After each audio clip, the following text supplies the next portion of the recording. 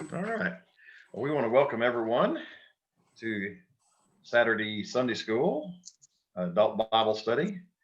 And today we're in Isaiah 65, our last Sunday in Isaiah, or Saturday, that is. And we start a new book, Luke, next week. If you did not get if you would like a book for our, I would be glad that you can either come by and get it, or if we need to, we'll mail it to you. But we're glad that you're here and hope that God speaks to your heart today. One of the things, the slides I did not put together is what took place since that chapter 58:12. But I hope that you will take the time to read from chapter 58:12 or 13, I guess it would be, all the way to 65:16, because there's some really interesting things in those chapters. For example, verse 58, 13, and 14 talks about keeping the Sabbath, which went along well with last week. We just didn't cover it. Chapter 59 had to cover separation from God, confession of wickedness, and a powerful call from God and man's recognition of that call. Chapter 60 talks about a glorified Zion, where his people are light and where people begin to see God in new ways, especially what we believe will be the millennial kingdom. Chapter 61 is interesting because in it, Jesus quotes verses from this chapter where he says, "The Spirit of the Lord is upon me." So if you remember him speaking that in Luke 4, then you'll know where it comes from. In chapter 62, Zion's glory and a new name. Chapter 63, I found really fascinating because it's God's vengeance on the nations. But in contrast to that was God's mercies on Israel. And what was the most interesting was that he called his children sons. And it talks about grieving the Holy Spirit. Now you think that's only a New Testament thing. No, it's in there. And the children of Israel say, "God, you are our Father." So you see some New Testament things developed in that chapter, which I found was fascinating. Chapter 64 has also some familiar things: prayer for mercy and help. In verse 6, it talks about our sins as filthy rags. We've heard that from the book of Romans. Also, it repeats God as Father, and then of course, God is the potter, and we are the clay. That's also in that chapter as well. Then chapter 65, where we are today, verses 1 through 16, deals with the rebellious people and God responding to their prayers and warnings about judgment. And that brings us to what we're going to be dealing with today, the second half and the end of chapter 65. Now, to kind of get into the flavor of this, how many like new things? Yeah, tell me just briefly, no long explanations. Just tell me something new that you always enjoy. New guns. New guns. New foods. What's that? New and different foods. Foods. Okay. New smaller size clothes. New smaller size clothes. Yeah, I bet that is pretty cool. Oh, yeah. What'd you say, Angela? New babies. New babies. Bonnie and I just got a new mattress. Ooh. New dogs. Comfortable. New dogs. Ah, okay. How about anybody? Nobody mentioned a new car. I said that first. Oh, you said that first. Okay. Well, newness is something We've that never had a new car. Say again. We've never had a new car, so we don't know. It's new to you. Yeah, that's it. Well, I've only bought 2 new cars in my life, so I'm not far behind you. Yeah. All right. You know what the best new thing that you will ever have besides salvation? To live in the be on a new home. New home. Now, I'm not talking about a home here on earth. I'm talking about your eternal home. Man, that is going to be awesome. And with it, there will be all kinds of new things, which Isaiah is going to be talking about. Jesus, he makes all things new. And because he Mhm. can, because he was the suffering servant and would restore his rebellious people.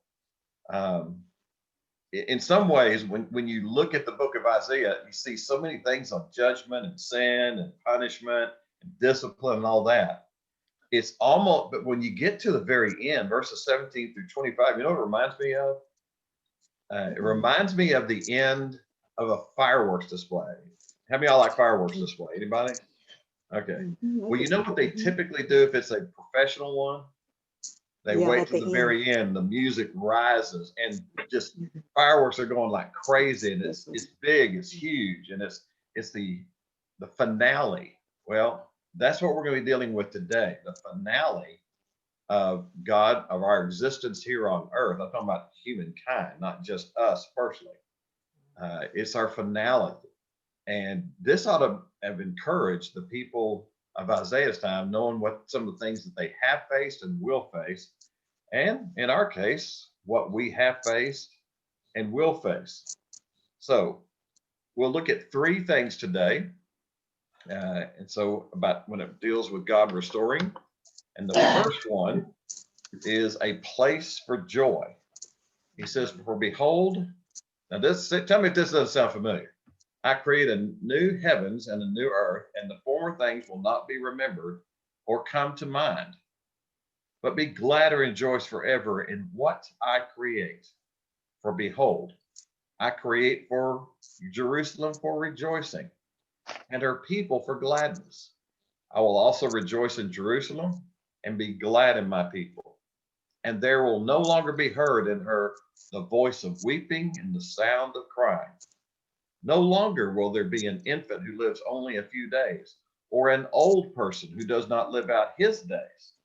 For the youth will die at the age of 100, and the one who does not reach the age of 100 will be thought accursed. Now, does any of that sound a little bit confusing? Any of it? Does it make you wonder? Yes. Mhm. Well, it should. And imagine being in Isaiah's time and you're hearing this and you're going, wait a minute. I don't get that. I mean, what's going on here? It would have raised anticipation. And that's still the truth for us. That when we read the Bible, sometimes we don't see the whole picture yet because it hasn't happened. And people, let's say if the Lord tarries 100 years, they'll be seeing things that maybe we won't see because it will be behind them. But notice the first phrase he says, I create new heavens and a new earth. Now, remember this, what God started in Genesis 1:1. In the beginning, God created the heavens and the earth. Colossians 1:16 through 17 says he sustains. And here, he basically, in Isaiah, he's saying, I will complete it. Mhm. So Israel's future would include, if I read this, if I interpret this correctly, Israel's future would include a millennial age, as Revelation talks about, the 1,000-year reign of Christ. Mhm. And then after that, there would be the final eternal home. So both, if you want to see this in the New Testament, you go to Revelations 20 and 21, and 20 verses 1 through 10, and Revelation 21 verses 1 through 8. That's where this picture, so it's talked about here, it's talked about in the book of Revelation. And the former things will not be remembered or come to mind. By the way, are you glad that you don't, that in some ways you have a poor memory? Yes. Yes, some things, yeah. Aren't you glad you can't remember all the stupid things you did when you were younger Amen. or I last remember week? Yeah. You know, we have poor memories. And in here, it's not going to be the fact that we can't remember, it's that we won't remember. We won't even think about it. It won't even come to mind. That's the way it says. So what are the things that are going to be forgotten? Sin. Sin, Amen. I believe so. Go ahead. That was awesome. Mhm. Hurts, sorrows, sickness. Hurts, sorrow, sickness. Mhm. Anybody else? Regret and pain. Regret. Mhm. Or let me take his and put it in and say it a different way. Failures. Yeah. How would you like to forget all your failures? I Wouldn't that be forget. awesome? I'm a winner. And the thing is, this is where it gets better. It won't just it's not just going to be it won't even come to mind. I mean, we'll be so busy having fun or doing what is righteous and good, we don't have time to even think about stuff like that. Nor would we even want to think about it. Does that sound like a good day? Mhm. Yeah. It is. I'm looking forward to that. And the former things will not remember to come to mind. And then verse 18, be glad and rejoice forever in what I create. Now, one commentator said the word create here is the same word for create in Genesis 1:1. Now, obviously, if you know your Hebrew, then you'd be able to know that. But think about that. When he used the word create, I believe it's bara, to create from nothing, he's saying basically the same here. Behold, I create Jerusalem for rejoicing and her people for gladness. What is Jerusalem? There's several things, but what's one of the things that Jerusalem is famous for? The Temple Mount The Temple Mount, okay. What else? is where Abraham went to sacrifice Isaac on Mount Moriah. Okay, there's two. Jesus was crucified in the city There's of three. Jerusalem. There's something that, in political terms, that Jerusalem is famous for. I say political, I mean that in a positive way. Jerusalem is the center place for three world religions. What are they? Muslim, Muslims. Christianity, and is right. Muslim, Israel, yeah, Christianity, the Jews. and The Jews. Yeah. Jews, the Muslims, and Christians all have Jerusalem as central to their Yeah. belief system and experience. And so Jerusalem is not some terrible place. It is the centerpiece of redemption and the possibility for false religions to come to the Lord, right? Mhm. And that's what we want. So verse 19 says, I will rejoice in Jerusalem and be glad in my people. In other words, by this time, the role of Jerusalem as the centerpiece of history will come into view. And what a contrast to that of Golgotha. And notice what it says next. There will no longer be heard in her the voice of weeping and crying. Does that remind you of a verse in the New Testament? What is it? Just paraphrase it. Anybody think of one? How about Revelation 21, Oh, okay. where there was not heard weeping and crying and things of that nature. Now, and the reason why is because when you hear weeping and crying, what emotions are they normally associated with? Tears.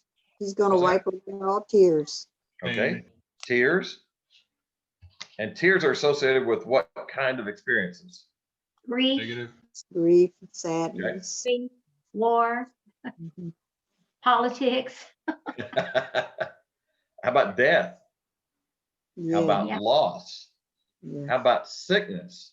That's How right. about pain? All those things. In other words, you're saying all of these things are going to be gone. So how do you like your future so far? Sounds Mhm. Getting good. better? He's a All great right. Now, here's something else that will characterize this time. Verse 20. No longer there will be an infant who lives out only a few days or an old person who does not live out his days. Now, let's start with that first phrase. Why is this interesting to the people of Isaiah's time? An infant who lives only a few days. Why was that important? Because in the culture, it was more based off of predominantly having sons, because they were trying to keep their lineage carrying over. And back then, they didn't have the same medical treatment that we have nowadays, so they often than not had stillborns or children that would die at a young age. Okay. The gender aspect of what you said is not the prominent thing, but the second part of what you said is, and that is how high was the infant mortality rate back then? Very high, very Much high. higher. Yeah, and older And people. so, which is why they wanted to have many children. And one of the reasons is because they may not live. And Robert is correct that, you know, if you don't have a, you know, especially in that culture, sons and all that, or even daughters, but if you don't have the children, where's your Social Security going to come from? Okay. You know, I mean, that's the way they looked at it. That's how you took care of each other. The children to grow up and take care of their parents when they can't take care of themselves. So this was a big deal. And the fact that not having infants dying anymore really mattered. Yes. Angela? Also, they had, from having association with foreign religions, they had seen children sacrificed to gods. Oh, So yeah. there's not going to be any more this false worship where people are sacrificing their children to false gods. Hadn't even thought about that one, but that's a great point.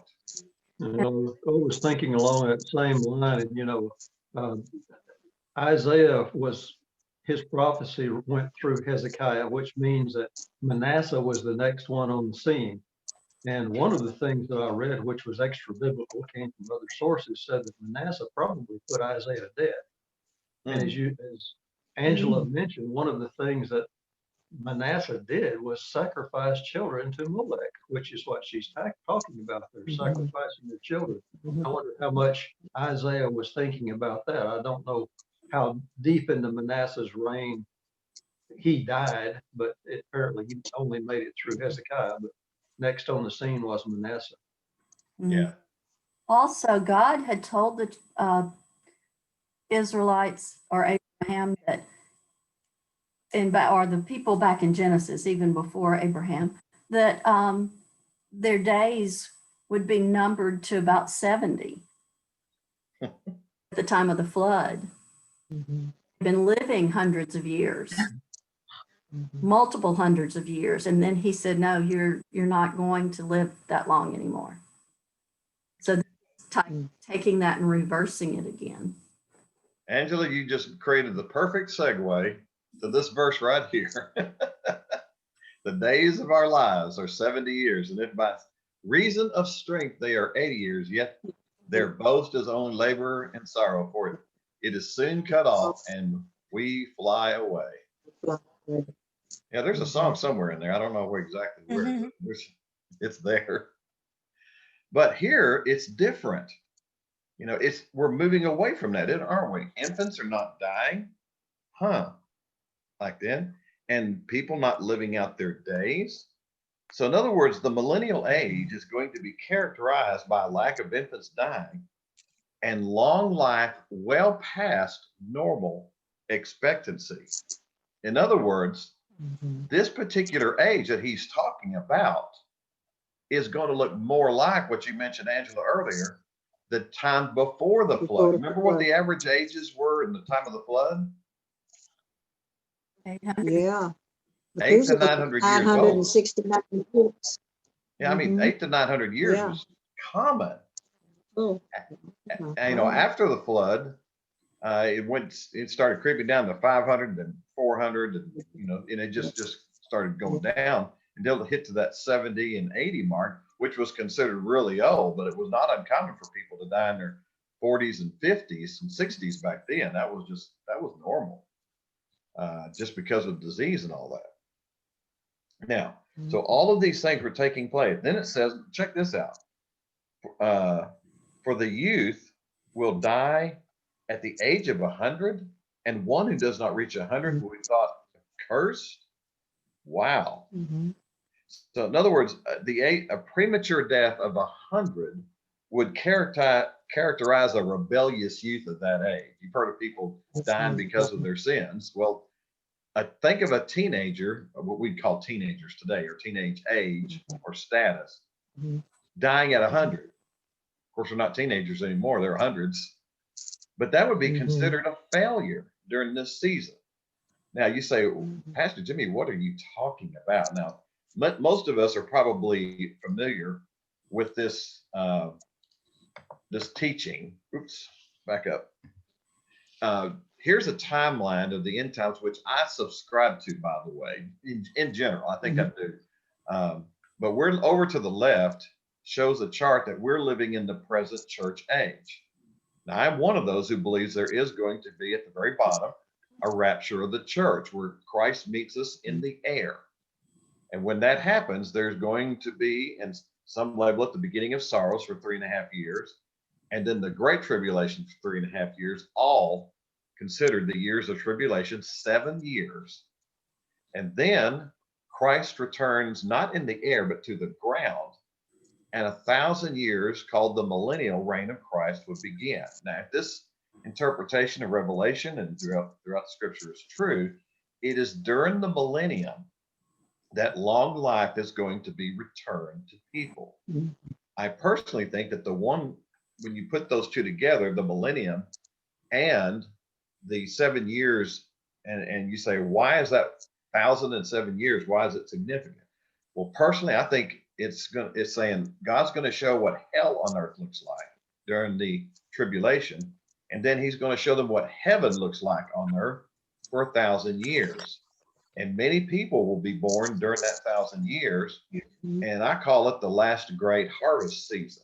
Right. And yet, notice what he says in here. He says if people are still dying, if someone dies at the age of 100. So I don't see that this is heaven itself, the final state, because people are dying.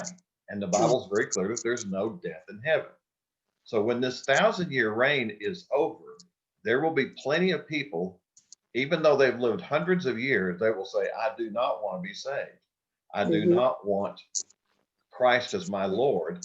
And when Satan is released after that millennial age, then he will convince them to rebel one final time. And that's where then after they are defeated is the final judgment and then the eternal state. I'm certain that that Isaiah is referring to, he's kind of focusing on the millennial age, but I believe he's talking about both this and the eternal state. Now, does anybody have any questions about that or maybe alternative thoughts? I believe what you believe. Okay. Well, there's some things I write down in ink, like Jesus is Lord. I write that down in ink. Jesus is coming again. I put that down in ink. The end times, like what I just showed you, I put down in pencil. Because I could be, we could be wrong on certain things. But Jesus is coming again, that's in ink. But the best interpretations I've come to that. And so one of these days, the earth will look like that. Now, we're going to see some other things in just a second that show us what this age would look like. For example, any other thoughts before we move on to the next one? I remember in Revelation there was that it was said that God would create a new heaven and a new earth, and that he would destroy everything by fire, and everything will be renewed and be made perfect. So, I mean, all of the things that we have now everything will be gone after judgment, and once everything is passed, everything. So there's no reason to hold on to any of it. So it's like, you look at it, it's like, well, I have this and that. It's all going to get destroyed in the end. I mean, there's other verses in there that says, treasures in heaven where thieves cannot steal and moths and something cannot destroy. It's that sort of appeal that makes, it makes the return of Christ so exciting. That's a good word. Can I like say that. one thing, Pastor Yeah. Jimmy? Go ahead. I don't know if you know who Dr. John Burnett is. He's a minister. But one thing, and I started telling people this too, especially younger people, and he said, don't chase after things that God's going to burn up. Things that are eternal. Yeah. Hey, listen, let's take it one step further. Why get too excited about things you're going to leave behind? I mean, if you die before the end time, that's right. What's going to happen to it anyway? Even You're going to leave it behind anyway. That's true. Have you ever seen a U-Haul on a casket? Mhm. I've never seen one. The Pharaohs tried it. It didn't work. Yeah. They got all their stuff robbed. But it's true. All right. Let's go to the next portion. and it's called a new, whoops, what happened? Where did I go? A place of security. Okay. Oh, there we go. A place for prosperity. Now, notice this. Remember, he's talking to the people of Isaiah's time. They will build houses and inhabit them. Okay, what's so big deal about that? Let's find out. They will also plant vineyards and eat their fruit. Well, isn't that normal? Well, maybe not. They will not build another and another inhabit. They will not plant or eat. Another eat. For as the lifetime of a tree, so will be the days of my people. And my chosen ones will fully enjoy the work of their hands. They will not labor in vain or give birth to children for disaster. For they are the descendants of those blessed by the Lord, and their descendants with them. Now, living in America, those first phrases might seem a little strange. They will build houses and inhabit them. How many people have ever built a house before? We've done one in our lifetime. Okay, then you don't even think about the fact that you wouldn't live in it if you build it and you're paying for it. You'd what? You live in it. But we're from America. We're not from the time of Isaiah, are we? See, they might build a house. He's saying, yeah, you build a house, you'll live in it. Okay. You'll plant vineyards and eat its fruit. Well, you think that would be normal. Verse 20 gives us an explanation why. They will not build and another inhabit. It was not uncommon back then that you may build a house, plant a vineyard, and spend years setting stuff up. And then invading armies come in and kick you out or kill you. And they take over the house that you built, and they eat the fruit of the vineyards that you planted. This was not uncommon back then. It was one of the saddest things that people had to endure is the stealing. And so verse 21 says it in a positive way. Verse 22 says it in the negative way, but they're saying basically the same thing. So Deuteronomy 28:30, I don't have a picture of it up for the screen, specifically mentions this scenario where disobedience to the Lord brought this type of curse into the Israelites' lives. Listen to verse 30 of Deuteronomy 28. You will betroth a woman, but another man will violate her. You will build a house, but you will not live in it. You will plant a vineyard, but you will not make use of its fruit. Again, all of this had to do with judgment. Pretty sad, isn't it? Imagine you building your house and then just somebody kicks you out and says, this is my house now. You know how you would feel. Well, this is pretty much what he's saying. Then he goes, so he makes that promise that what you build, you'll use, what you plant, you'll eat. And then for the lifetime of a tree, so will be the days of my people. Psalm 1 kind of comes to mind here, doesn't it? You've ever read that trees planted by streams of water? By the way, does anybody know what the average age of trees are? If you take all the trees and kind of average them out, how old do they typically last? How long do they typically last? I had to look it up. I think it's like 75 years or something. No, like 400? No, some. All good guesses. I wouldn't have known what to guess. But when I looked it up, one source said somewhere between 100 to 200 years. So I just put down 150. 50 years. So I'm talking about if you took all the trees. I'm sure some of your trees only last 30 years. But there's one tree. Are you ready for this? The Alaska red cedar. You know how long it lasts? 3,500 years. Yeah. That's a long time. Now, I don't know what Isaiah had in mind when he wrote this, but for as the lifetime of a tree, so will be the days of my people.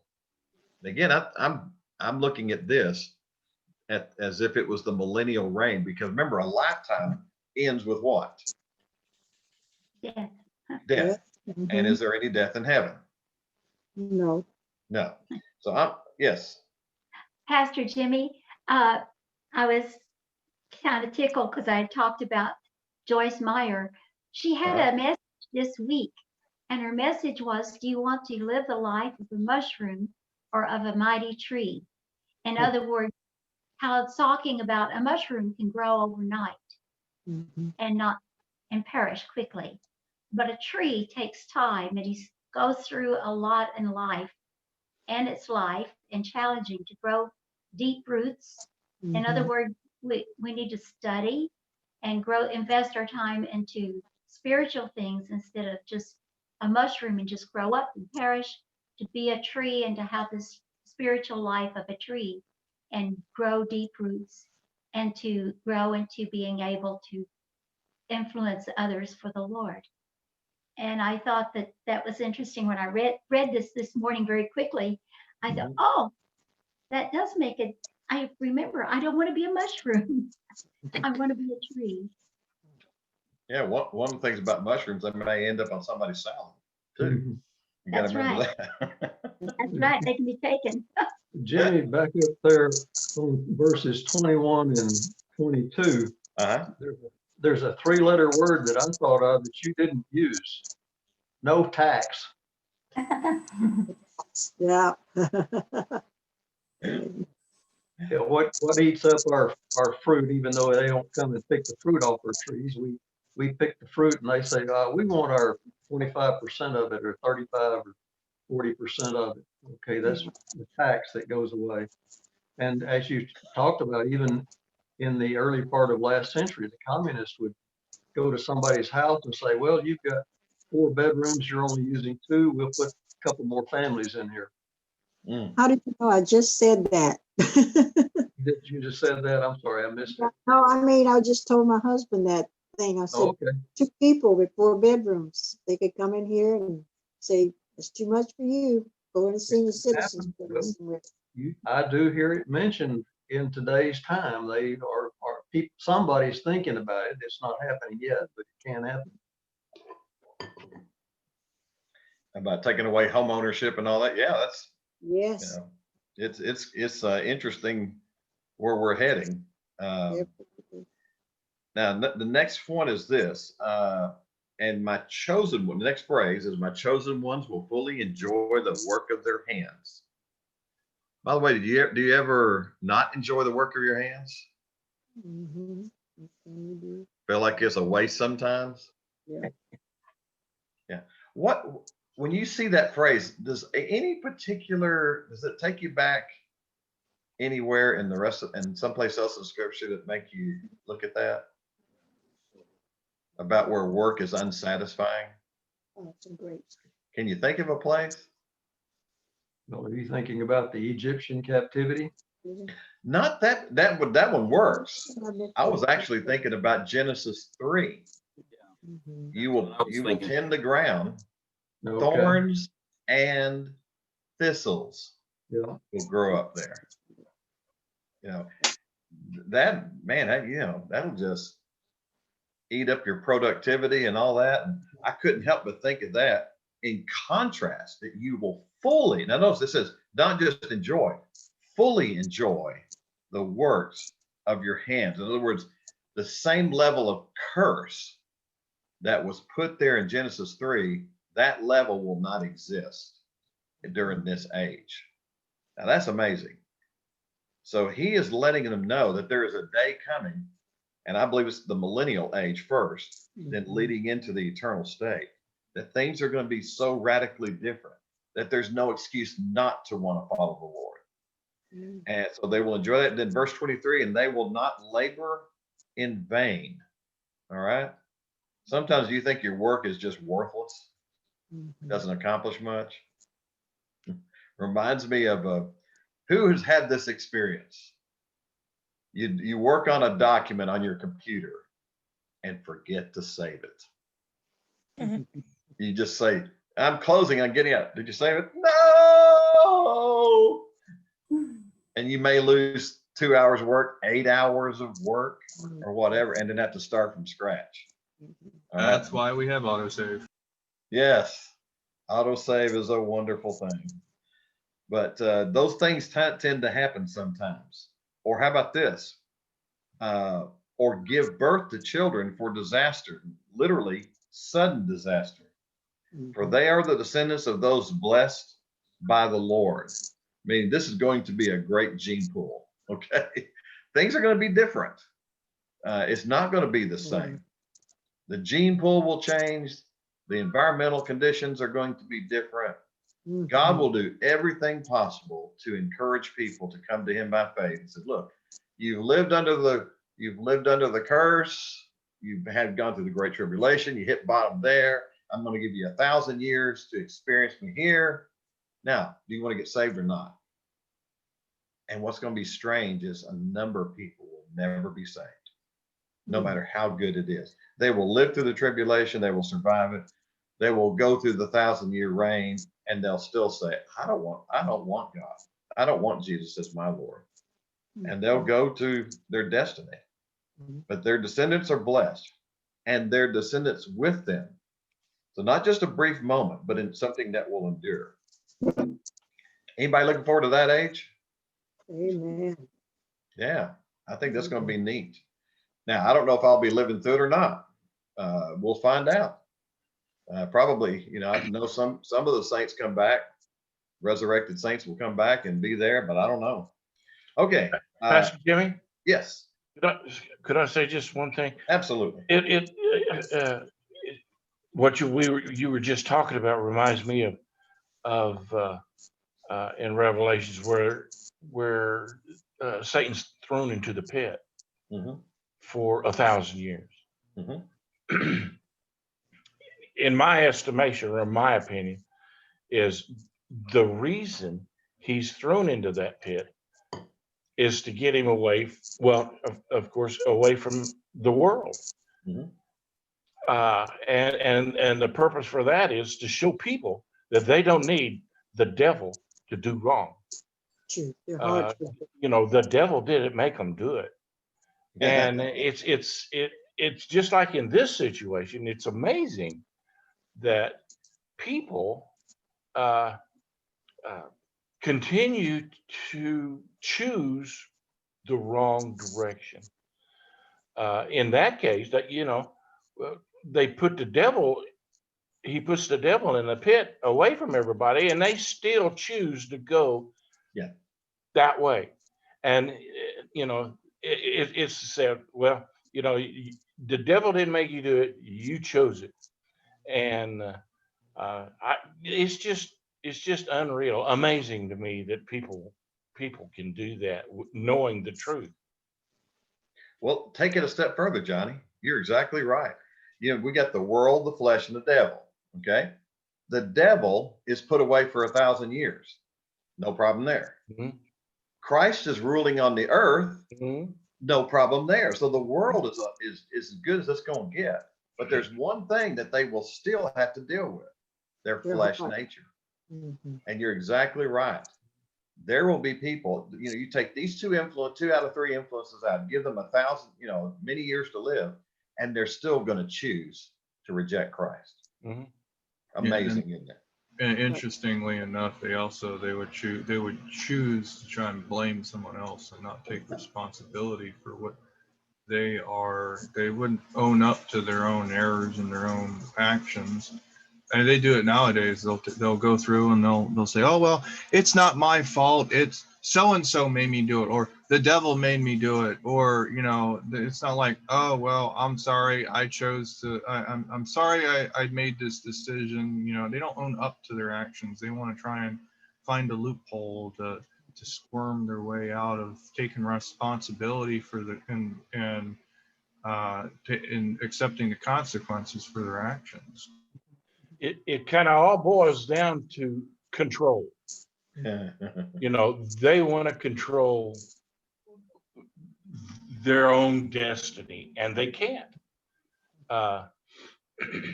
That's the thing that pushes people to want to control the Senate or want to control Congress or any of those things. We talk about all of our politicians making a lot of money, and they do. They make a lot of money, but in my opinion, that's not what they're there for. Right. They're there for power and the control. Take the things that you and Robert said, Johnny, tomorrow. Listen tomorrow as I'm going to take what y'all said comes into play tomorrow in the message. Okay. Can I say Jeanette? something? Well, I was just gonna say, the Bible teaches us, it's like, when we come to God and we want to come with our good works, and we think that's getting us, on the good side of God. And even if you're a wonderful person, the Bible tells us that we got a heart problem. And he said it's desperately wicked. And who can know it? And God wants us to see that even in a wonderful setting, like the millennial reign of Christ, and you have everything possible that you need to be contented and happy, and yet you still living in a body with a wicked heart if you're a physical person. And so God is showing you the problem is Satan, but the problem also went to you, and you're the one who have to do something about that wicked heart, and only God can clean that for us. Excellent. Anybody else? All right. Well, let's go on to the last segment. And this is going to be an interesting one, something you're probably going to be familiar with, verse 24 through 25. It will also come to pass that they will call, I will answer. While they are still speaking, I will listen. The wolf and the lamb will graze together, and the lion will eat straw like the ox, and dust will be the serpent's food. They will do no evil or harm on all my holy mountain, says the Lord. Now, this is where you get into some interpretation and some speculation and say, wow, what is that all about? It says they will come to pass before they call. Now, this one may not be as hard to grasp, but what is, how many of y'all have problems with your phone sometimes? Yeah. If I go to our friend Debbie's house in Florida, Sprint does not work where she lives very well at all. I mean, it's just awful. You get dropped calls, you get missed calls, you got this and that, and you have to go to a certain place and hopefully it'll get through, right? So you have all kinds of communication issues, static, all right? But imagine a place where your phone was working 100% all the time. Not only that, but your phone could read your mind and instantly communicate it to the other person. And it had that kind of responsiveness. Of course, we don't have that. Now they do listen in on you. You do know that, don't you? They listen in on you. But here's what God is saying is this: there will not be communication issues with us.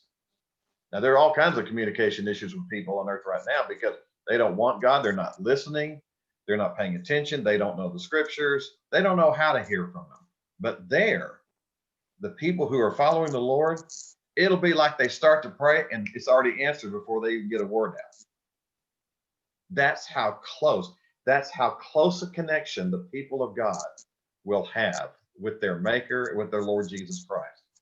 That's amazing, isn't it? No hindrances. I mean, it's just like boom, boom, boom. It'll be almost like a perfect symphony. And it's going to be good during the millennial age. Imagine what it's going to be like in heaven. It's going to be that much better. He says, I will answer while they're speaking. I will listen. So he will provide their every need. There will be no disconnect. Do you remember the 4 answers to prayer? What are they? I don't know. Yes, no, wait. Yes, no. Oh, You could say wait, wait. or grow up. Grow. Yeah, the Not ready yet. is no, slow, grow, go. Those are the 4 I use. No. Well, here's the thing. Take those other 3 and push them out of the way. It's go, go, go all the time because their motives will be right. It's just going to be a different type of atmosphere all the way. There's not selfish praying. There's no disconnects. There's no delays. It's just like everything is working like it ought to. So there's a relational, amazing thing that's going to take place with the people of God during the millennium, but especially in the final state. Are you looking forward to that time? Are you looking forward to a time where you don't have to say, "Oh God, I'm sorry, I'm having trouble talking to you right now because of my attitude, my sin, all that kind of stuff"? Those days in the final kingdom, it's all gone. So this is going to be a great day. Now, verse 25 is interesting. The wolf and the lamb will graze together. How many have heard that before? All right. Now, some people believe, and they may be right, that this is a metaphor focusing on a lack of sin throughout the world. May very well be. But it's not, they don't say it's literally true. I tend to fall on the other side. I do believe. So in other words, what the animal kingdom was like during the time of Adam and Eve, Right. I think it's very possible that it's going to return to that. And it's going to be a powerful testimony of why we should believe God in the first place. He prophesied it. He told us about it in Genesis 1 and 2. He prophesied about it in Isaiah. It's come to pass. There's every reason to believe. And so, in other words, the carnivorous nature of animals will be gone, and the fighting between each other will be gone. I think that's probably a very realistic possibility. I mean, let's face it, if he can make them like that in the beginning, why can't he return them to that way in the millennial kingdom? Why not? I think that's very possible. If it's not that way, if it's just a metaphor, that's fine too. But notice this, the lion will eat straw like the ox. This is why it makes me think this is literal. Why even bring that in there? So a return to the pre-Adamic state where there's no carnivorous animals, but yet there's still sin, but it's just limited a lot.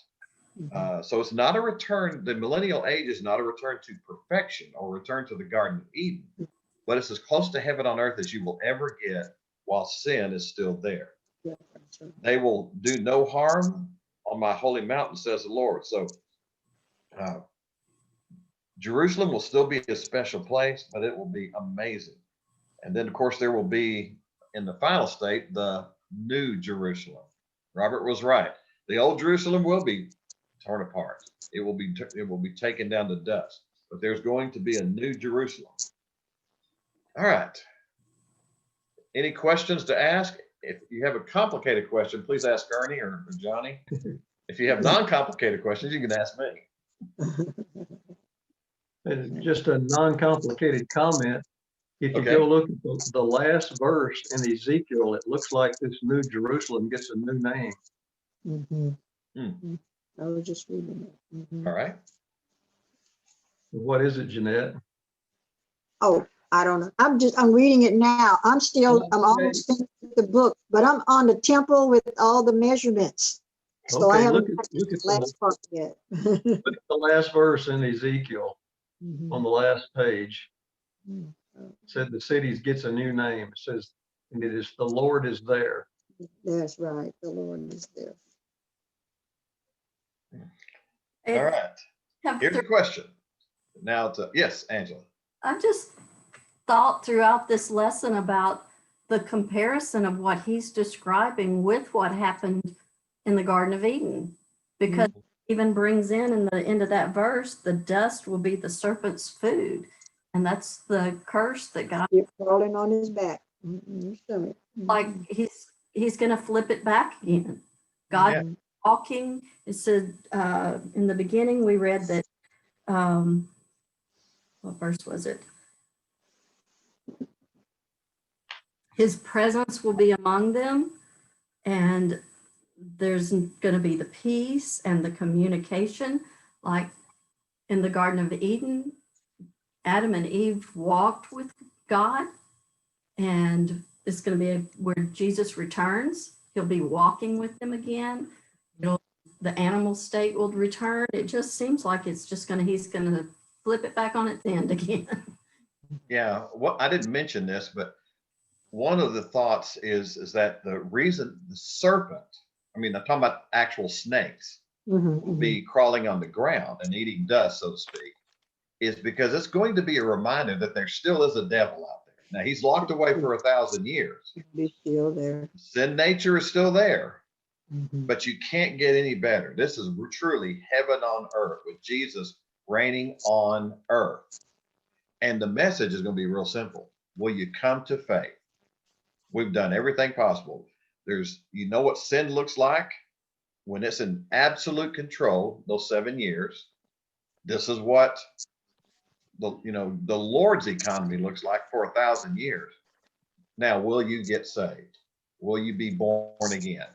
And unfortunately, as we know at the end of the book of Revelation, tons of people will not.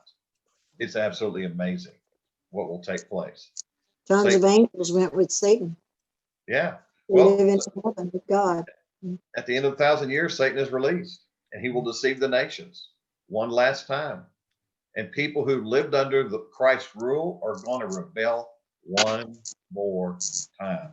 To me, that's absolutely amazing, but it shouldn't be, because that's how powerful the sin nature is. And that's why we have to take it seriously.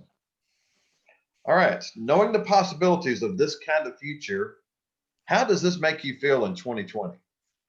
Any thoughts?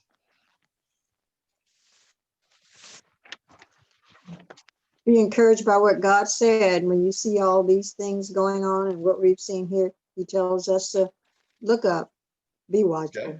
I'm coming. You are encouraged. I like that. Anybody else? I like to look at it as, no matter how bad things are going to get, it's not going to be as bad as, what could have. Everything's going to eventually end. So it's not going to be as bad as what people may exaggerate it to be. Oh, this is going on. Well, are you going to be eternally separated from God? And it in a sense, it could be a ministry moment, and it can, oh, I'm going through a really bad time. Oh, I'm sorry to hear that. Here, let me offer some hope, some joy, some sort of connection that would allow me to reach out to you in your troubled times and give you a glimpse of hope. And it would be it could be a revelation for some people, and for others it would be, okay, well, they're just like Pharaoh. They already made their mind up, and there's no changing them at that point. They've been told, and then that's their choice to stand in front of God and not have an excuse for why haven't you accepted my son? Okay, well, that's their choice. Okay, you got a vote. We got one vote for things are going to get better. One vote for things could be worse. Both are true. All right. Any other word? I just think it reminds me that God's in control, and no matter what's going on or what people are doing, that he's in control, and he can just think it and everything will be perfect. So just trust him and it'll be all right. Good word. Good word of advice. All right. Pastor Last question. Jimmy, Yes. one of the things that I keep reminding myself, as great as things are in America for the Christian and how terrific it is, we still have Christian brothers and sisters being put to death and tortured in the world. And so a lot matters what vicinity you're living in and what's going on in your area. I'm sure that Christian brother or sister of ours that's being persecuted, Yeah. the different phase or different states feel like we're somewhere else on the timeline than where we might be. So I don't see the whole world seeing the end of the world coming at the same time, even though it may, because I think a lot we are still individuals, we are a community, and we think about everything in this culture instead of another culture where we have a Christian brother and sister being put to death, and we have children here being put to death. It's not offered to God, but still death, that an unborn child, which is abortion. So we just name it differently, and yet we have our own sick, torturous way within our community of saying that we choose sin and we allow it to take place in our country. And it's one of those things as Christians, we can see the hope eternally, but we may not see that till death. Hmm. And the brother or sisters being tortured and put to death, the comfort he has is that God is with him. He's not going through it alone. But that's it. Well, one thing that one good sound piece of advice that you gave during that, or I don't know if you meant to say it this way, but when you think things are going bad for you, use that as an opportunity to pray for Christians around the world that are being persecuted. Yes. That got a lot worse than you do. By all means, And yeah. All right. So here's last question. How does this future that we're looking for, Isaiah speaking of, strengthen your faith going into 2021? How does it strengthen your faith? Cindy? Hope. Hope. Okay. I like that. It gives us the like a part of the big picture and the end goal, so you have that hope of what's coming. So focus on the moment now. I like the way you describe that big picture. Good. Anybody else? How does this future strengthen your faith going into 2021? We got hope. We got big picture. Anybody else want to add something?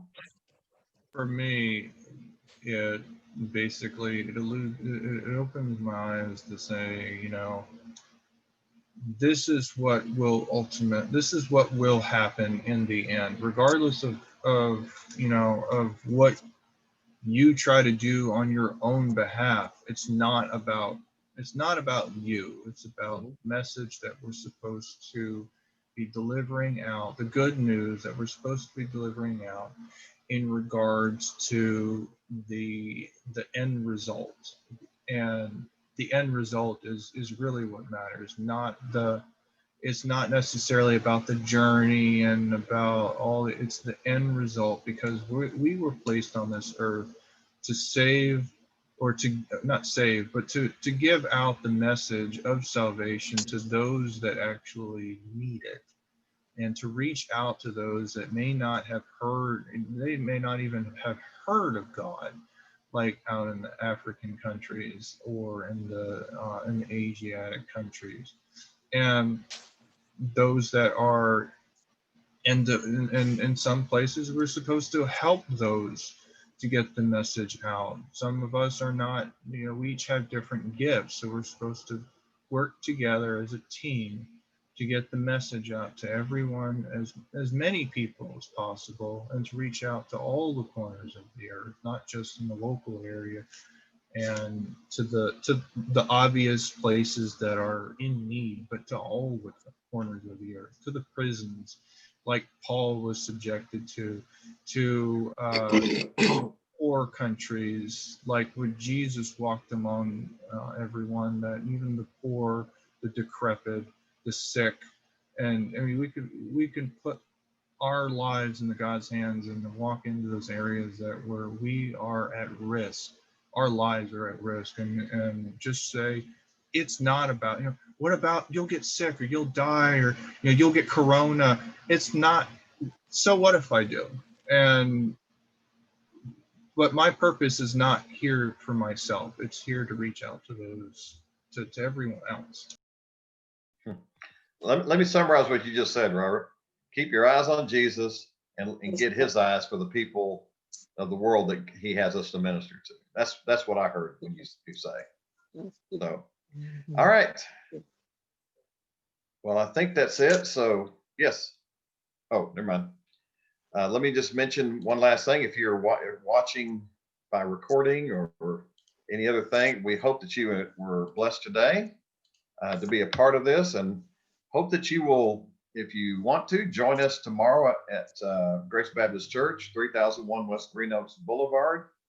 During this COVID season, we've been at 10 o'clock. Normally, we meet at 10:45 for worship and do our Bible study at 9:30. But during COVID, we have been splitting it up, doing one session on Saturday and one session on Sunday, which gives us more time to do today. We're doing about twice as much Bible study now than we were on Sundays, just because we can have more time. If not, join us on Facebook or join us the recording, both of this Sunday school session and the worship service you can get on YouTube as well. So we hope that you will join us. We are going to stop this recording and then we're going to move into our group prayer time. So everybody wave, and Angela will stop the recording and then we'll begin praying.